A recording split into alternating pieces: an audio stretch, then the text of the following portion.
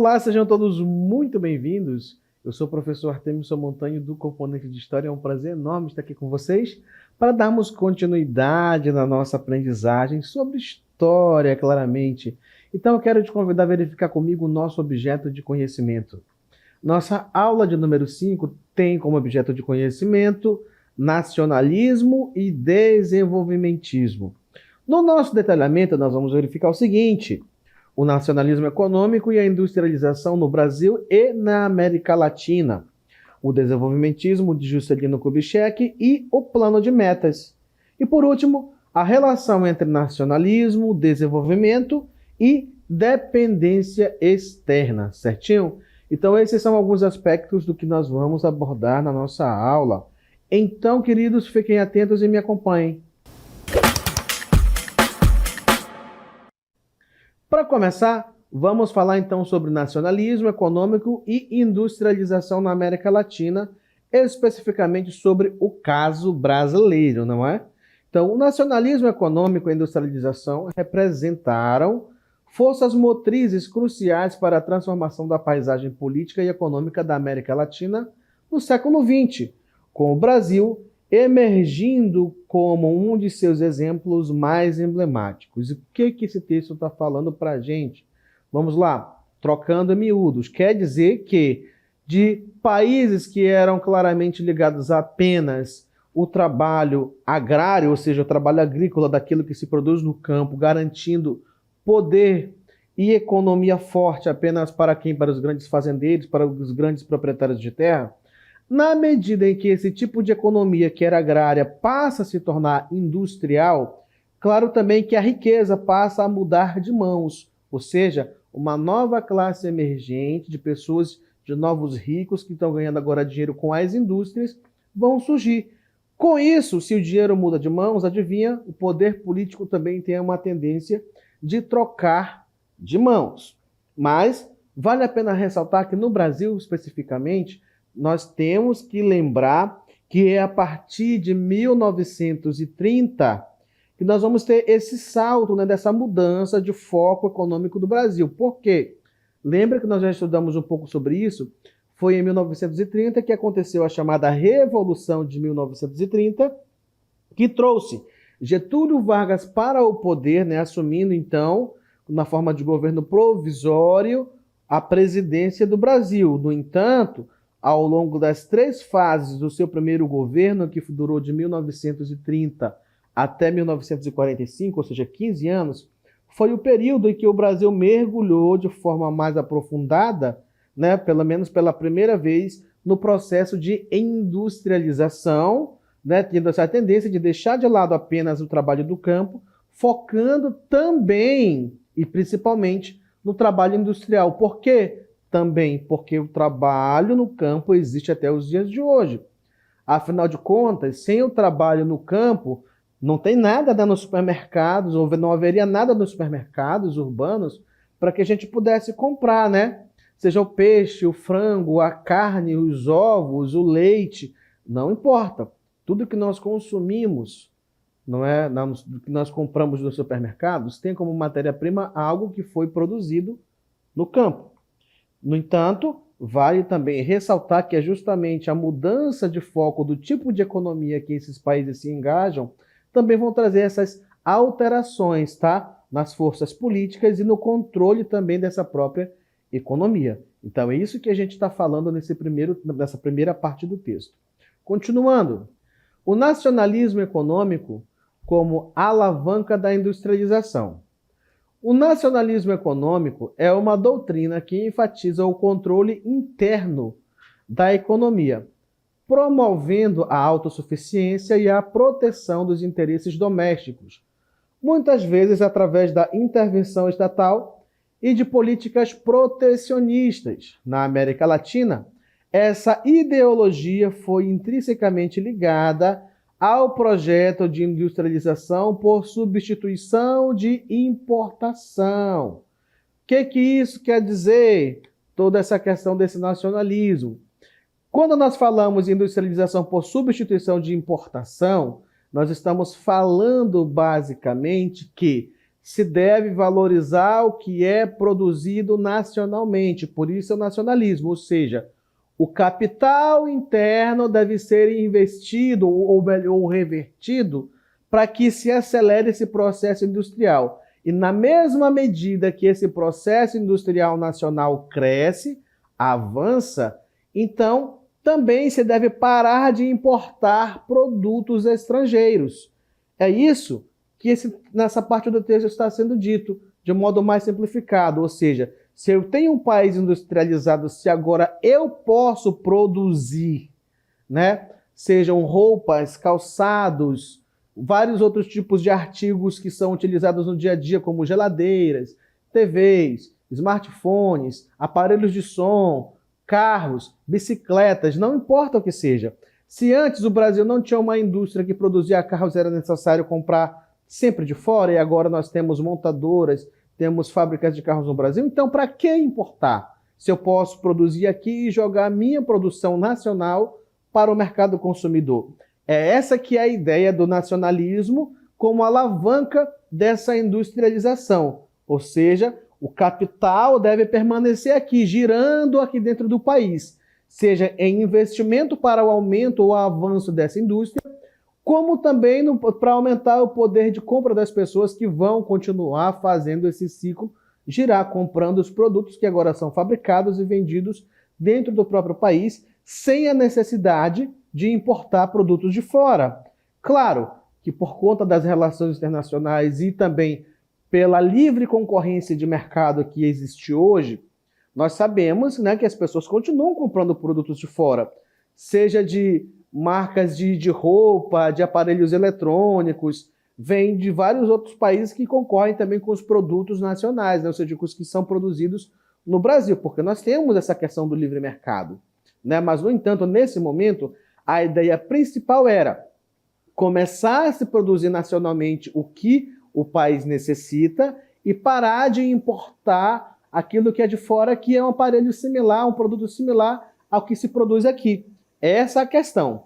Então, a substituição de importações, né, a ISI, que a gente acabou de ver, visava a industrialização em substituição da importação, aquela frase que a gente viu destacada no nosso texto anterior, visava reduzir a dependência das exportações de commodities e da importação de bens manufaturados, construindo uma base industrial doméstica, como, por exemplo, soja, arroz, feijão, né? Então, nós temos ainda uma indústria que processa esses alimentos, mas que também depende do setor agrícola para que haja essa produção, que é beneficiada, que é embalada, que é comercializada, que hoje também o Brasil exporta grande parte dessa produção, desse tipo de alimento, para outros países, certinho? Então, essa política de industrialização em substituição à importação visa isso, a valorização do nacional.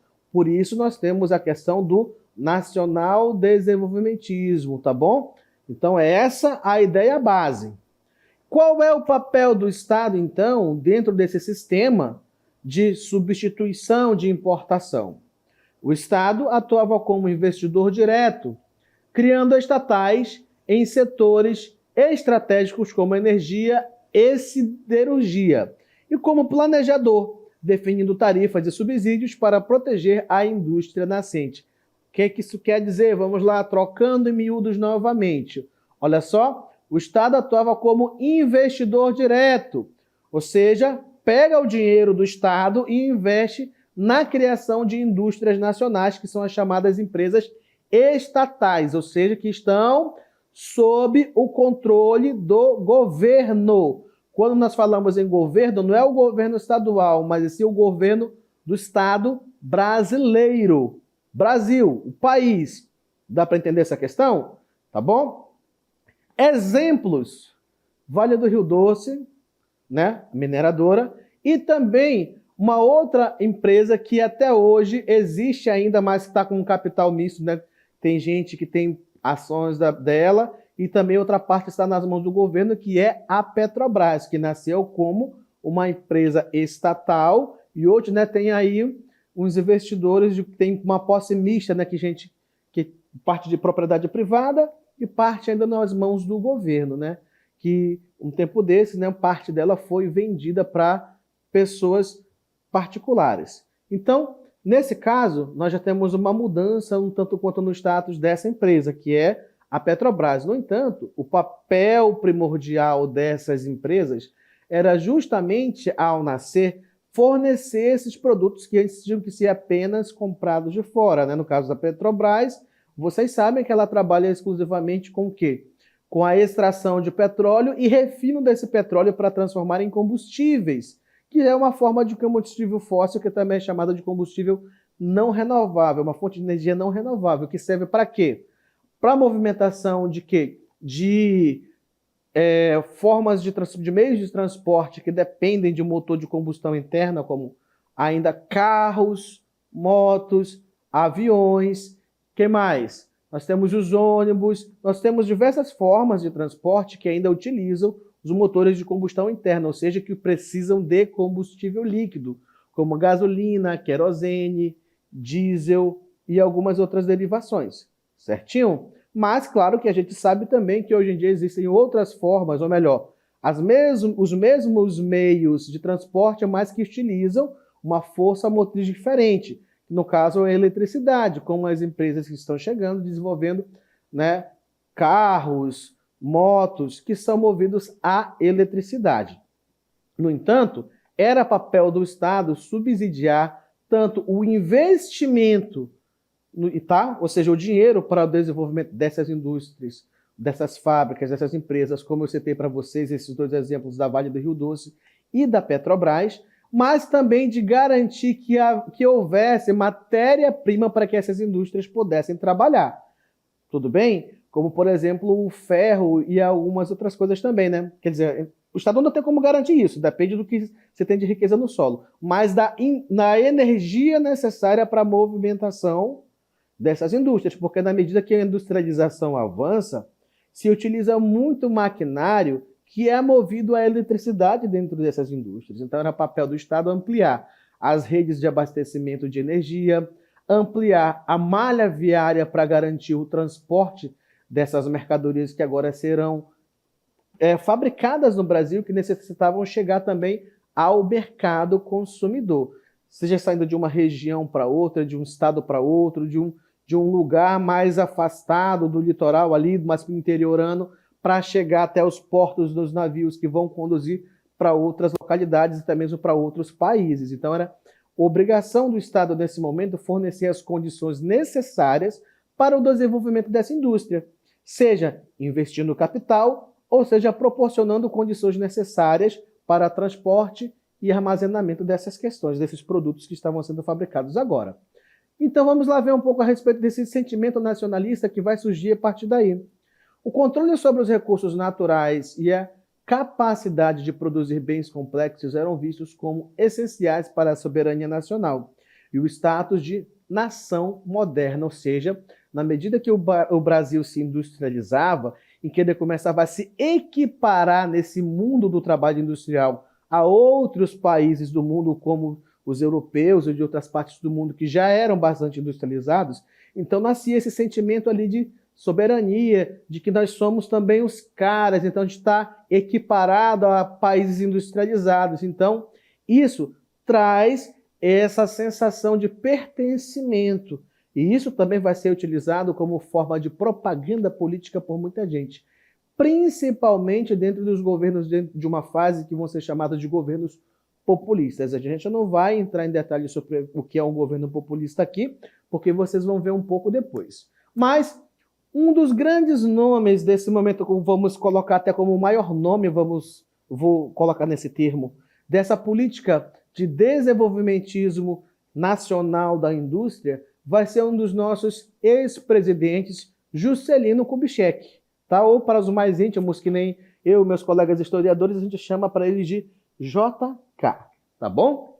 Temos aqui, ó, figura, JK, Juscelino Kubitschek, que vai ser o cara do plano de metas e também da construção de Brasília, certinho? Então vamos ver o que ele vai trazer de ideias novas nesse momento. O desenvolvimentismo de Juscelino Kubitschek e o plano de metas.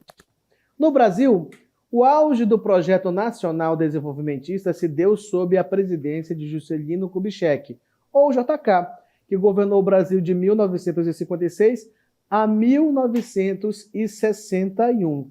E o governo dele vai ser marcado principalmente justamente por essa propaganda, como a gente vai ver no nosso texto a seguir, tá? Dessa questão do plano de metas. Assim que nosso texto continuar, a gente vai fazer a leitura.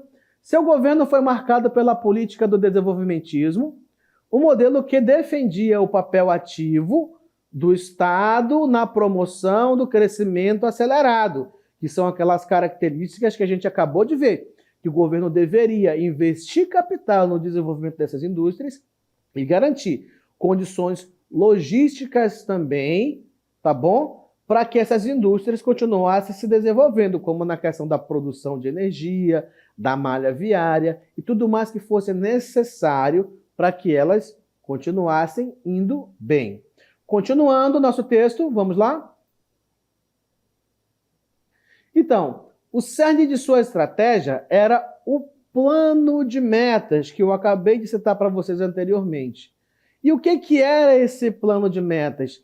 Era, na verdade, um conjunto de ideias onde ele dizia que ele faria o Brasil avançar 50 anos de desenvolvimento em apenas 5. Será que era possível? Será que ele tinha alguma máquina do tempo para fazer o Brasil acelerar? O que ele se propunha a fazer para que o Brasil se desenvolvesse 50 anos em 5? Na verdade, ele tinha definido algumas metas que, na medida que elas fossem executadas, segundo a ideia dele, faria o Brasil dar um salto gigantesco de desenvolvimento industrial e econômico em um curto espaço de tempo, certo? Então, ali, ó, o cerne de sua estratégia era o plano de metas, sintetizado no lema 50 anos em 5, que estabelecia 30 metas abrangendo 5 setores estratégicos. Então, a gente não vai trazer todas as metas, mas dá para a gente trazer aqui quais são os setores principais que ele se propunha a desenvolver, que depois se destrinchavam nessas outras 30 metas. Então, o cerne era esse. Primeiro, desenvolvimento da energia, a expansão da capacidade de geração e distribuição. E a gente vai ver o início, então, das propostas de construção das chamadas grandes hidrelétricas, que vão se consolidar em futuros governos, como, por exemplo, ainda no governo militar, continuarão se criando também, né, usinas hidrelétricas, deixando de se utilizar apenas as termoelétricas que se utilizavam dos combustíveis fósseis à base de petróleo, não é? E se utilizando a força das águas, tanto em rios como também fazendo barragens, né? Criando lagos artificiais para aproveitar a força da água para a produção de energia. Outro ponto era o quê? Desenvolvimento dos transportes. Então ele precisava fazer o quê? Construção de rodovias para integrar o território. E essa ideia vai continuar de modo muito forte, que até, por exemplo, ainda lá no governo militar, bem à frente do JK, nós vamos ter aquele lema do processo de desenvolvimento da Transamazônica, né, de trazer pessoas para a região norte para ocupar, por se tratar de um vazio demográfico, que era tratado pelo governo como uma situação perigosa, que podia permitir a invasão de outros países, que era o integrar para não entregar. Ou seja, essa ideia de integrar o Brasil como um todo, fosse através de estradas, da malha viária ou da economia, já não era uma coisa nova, mesmo dentro do governo militar. Você percebe que o JK já tinha esse intuito também. O terceiro ponto que nós vamos ver aí, desse plano de metas, desses setores que ele abrangia, é a indústria de base, né? Então, quais são essas indústrias de base? A siderurgia, a química e o cimento, né? Ou seja, são materiais que são utilizados como base para a construção, que, segundo a visão do governo, também era desenvolvimento. Então, na medida que você amplia o que é construído, o que é erguido, o que é levantado como cidade, como urbano, estava diretamente ligado ao desenvolvimento. Então, essas indústrias de base, principalmente, precisavam ser desenvolvidas. Além de investimento na educação e alimentação, que eram metas sociais de suporte, embora menos enfatizadas, ele também discursava que deveria se investir nesses setores, né? E, de fato, a gente sabe que é uma necessidade grande se investir em educação e alimentação, para que todo mundo tenha direito, de fato, garantido. A Constituição garante. Todo mundo tem que ter direito à alimentação e à educação, né? Mas se precisa de condições reais, de condições materiais, para que todos, de fato, tenham acesso a esses direitos básicos. E, por último, o nosso quinto grande tema ali dessas metas, desse plano de metas do Juscelino Kubitschek, nós temos a meta-síntese, que era a construção de Brasília. A construção da nova capital como símbolo de modernidade e interiorização do desenvolvimento. Então, embora não tenha sido ele que tenha iniciado o plano, já tinha começado um pouco antes, essa ideia já tinha surgido, é ele quem vai levar a cabo, tá bom? O processo de construção de Brasília, que hoje é a nossa capital nacional, tá bom? E isso vai ser importante para o desenvolvimento da região, porque, além de, claro, deixar ali a capital do estado, também vai atrair muita gente buscando emprego, principalmente nordestinos, que saíam de suas cidades buscando emprego nesse grande canteiro de obras que era a construção da cidade de Brasília, certinho? Então isso vai movimentar muita gente na questão da economia, na questão de cultura, não é? E por aí nós temos uma ideia, então, do tamanho que foi a construção dessa cidade, que tinha que movimentar milhares de trabalhadores.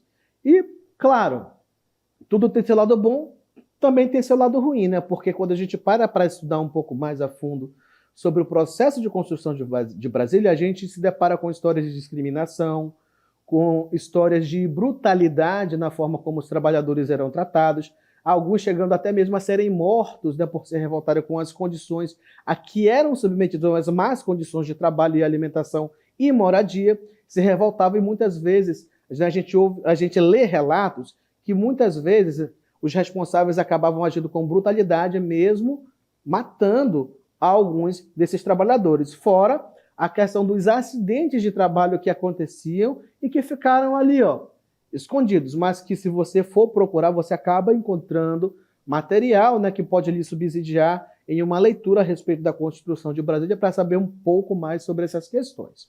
Tudo bem? Continuando o nosso texto, vamos lá. O plano de metas foi crucial para a consolidação da indústria automobilística. Lembra? Indústria automobilística, nós estamos falando de automóveis, principalmente de carros, tá bom? E a atração de capitais estrangeiros, principalmente no setor de bens de consumos duráveis. No entanto, apesar de haver essa questão da atração do capital estrangeiro, ainda lembra que o Brasil, nesse momento, estava mais interessado em manter o nacional desenvolvimentismo. Ou seja, em alguns momentos a gente vai ver que o presidente em exercício, na verdade, mais fechava para que o capital externo não invadisse, não tomasse de conta e não começasse a interferir na economia nacional. Certinho? Continuando. Apesar do ímpeto nacionalista por trás do desenvolvimento, a concretização do projeto exigiu uma abertura à participação do capital estrangeiro, embora não fosse a ideia inicial, criando uma contradição central. A busca pelo desenvolvimento com soberania acabou aprofundando a dependência externa. Por quê? Porque apesar de se prezar por esse desenvolvimento nacional com o capital nacional, ainda se precisou abrir as portas, né, dessa economia para que viesse o capital estrangeiro, principalmente, como a gente viu, a partir da expansão da indústria automobilística. Por exemplo, quando você pega os nomes de marcas de carros, Ford, né, tá ligado aqui ao Henry Ford, que era um americano. Volkswagen é o quê? Alemão, não é? Toyota é o quê? É brasileiro? Não, é japonês, né? Honda é brasileiro? Não, também é japonês, né? A Renault, francês, não é? E por aí vai, ou seja, claro, nós temos, né, muitas indústrias associadas ao setor automobilístico que estão no Brasil, mas que, ao invés de produzir do zero a tecnologia, de produzir do zero aquilo que compõe o carro, algumas delas trabalham exclusivamente com o processo de montagem de carros, com peças que vêm do exterior, são montados aqui e são revendidas. Existem peças que são fabricadas nacionalmente? Claro que sim. Mas muitas dos carros, dos veículos que são utilizados no Brasil, são apenas montados, ou até mesmo já se recebe esses veículos já montados, todos arrumadinhos, só para se levar para os pontos de venda, né, para as lojas das concessionárias e serem vendidos para os clientes finais. Ou seja, quando a gente pensa em carros nacionais, muito possivelmente o que você classifica como carro nacional foi apenas montado no Brasil, mas que, quando você observa apenas o nome da indústria, você já sabe que ele não é brasileiro, tá bom? Tá, continuando então o nosso texto, o Triângulo do Desenvolvimento. O modelo desenvolvimentista brasileiro e latino-americano se baseou na articulação de 3 agentes. Qual? Primeiro deles, o Estado, que é o setor da infraestrutura e indústria de base, que a gente viu que ele tinha que ajudar no processo de desenvolvimento, para garantir, né, que essas indústrias continuassem crescendo e trazendo desenvolvimento para quem? Para o país. O segundo ponto desse triângulo é o capital nacional privado, ou seja, setor de bens não duráveis e commodities. O que são bens não duráveis? São bens que se deterioram rápido, que são consumíveis, que você utilizou, já foi. E o que são commodities? São produtos que podem ser comercializados com outros países, né? Como, por exemplo, a soja é um commodity, né, que é muito valorizado no mercado nacional e também no estrangeiro. Terceiro, capital estrangeiro. Setor de bens de consumo duráveis e tecnologia avançada, como, por exemplo, um carro. É um bem que você consome rápido? Não, né? Se você, dependendo do cuidado que você tem, se você não bater o carro, se você não revender ele logo, mas mesmo que você revenda, ele vai continuar existindo, vai durar por muito tempo, e você pode ter por 15, 20 anos, dependendo, né? Inclusive, tem carros que têm mais que 20 anos, são carros de colecionadores que estão ainda rodando nas ruas e muito bem, obrigado. Ou seja, são bens duráveis, como, por exemplo, TVs, geladeiras, não é? Alguns eletrodomésticos, né, que duram mais tempo. Então, são esses tipos de tecnologias que dependeram também do capital estrangeiro para investimento e desenvolvimento da indústria nacional. E fragilização e dependência. Vamos ver mais um ponto? Embora o país tenha alcançado um grau notável de industrialização, esse modelo resultou em, primeiro, dependência tecnológica.